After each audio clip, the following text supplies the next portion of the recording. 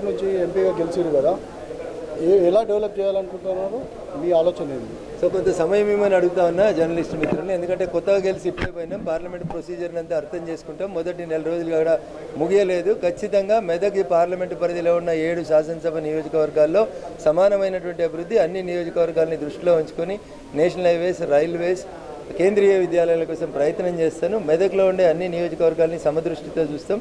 సంతులితమైనటువంటి అభివృద్ధి కోసం పాటుపడతాం. సార్, మెదక్లో ఇంతకుముందు మత కులాలు ఉండేనా, కావాలని కాంగ్రెస్ వాళ్ళ మీద ఆరోపణ చేస్తారు అనుకుంటున్నారు?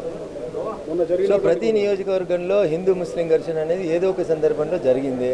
మెదక్ అసెంబ్లీ నియోజకవర్గంలో కూడా గతంలో జరిగింది. దాని మీద సిబిఐ విచారణ కూడా జరిగింది 20 సంవత్సరాల పాటు. కాబట్టి ఏదో మెదక్లో ఇప్పుడే మొదటిసారి హిందువులు ముస్లింల మధ్యన ఘర్షణ జరిగిందనేది తప్పు. గతంలో ఖైరుద్దీన్ అనేటువంటి ఒక ఇన్సిడెంట్ జరిగింది. సో అన్ని చోట్ల ఏదో ఒక సందర్భంలో పోలీసుల మిస్కమ్యూనికేషన్ వల్లనో దేని వల్ల కొన్ని ఇన్సిడెంట్స్ జరుగుతాయి. కానీ మేము వెంటనే 2 రోజుల్లోనే దాన్ని నార్మల్సీకి తీసుకొచ్చినాం. నష్టపోయింది మేము. హిందూ సమాజంలోనే ఎక్కువ మందిని రిమాండ్ చేసిండ్రు. తప్పు చేసింది ముస్లిం సోదరులైనా నష్టపోయింది హిందువులే. కాబట్టి హిందువులు మెజార్టీగా ఉన్నారు కాబట్టి అక్కడ సామాజికంగా ఒక రకమైనటువంటి బ్యాలెన్స్ అనేదాన్ని మేము కొనసాగించగలుగుతాం. సార్, మీ గెలుపుకు హరీష్ రావు గారు లోపాయికార ఒప్పందం చేసుకున్నారని చెప్పి కాంగ్రెస్ వాళ్ళు ఆరోపణ చేస్తున్నారు కదా.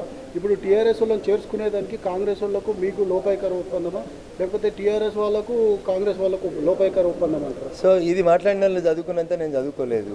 ఇట్లా లోపాయికార ఒప్పందాలతోటే మల్కాజిగిరిలో ఆయన గెలిచిండేమో నాకు తెలియదు.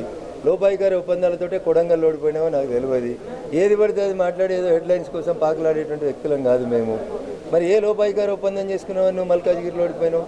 ఏ లోపాయికార ఒప్పందం చేసుకున్నావని మహబూబ్ నగర్లో ఓడిపోయినావు? ఏ లోపాయికార ఒప్పందం చేసుకున్నావని చేవెళ్ళలో ఓడిపోయినావు? నీ సొంత ఊరిలో ఓడిపోతావు, నీ సొంత ఎంపీ సీట్ ఓడిపోతావు, నువ్వు ఇన్ఛార్జిగా ఉన్నటువంటి చేవెళ్ళలో ఓడిపోతావు. ఇవేవి నీకు సమధికి రావు.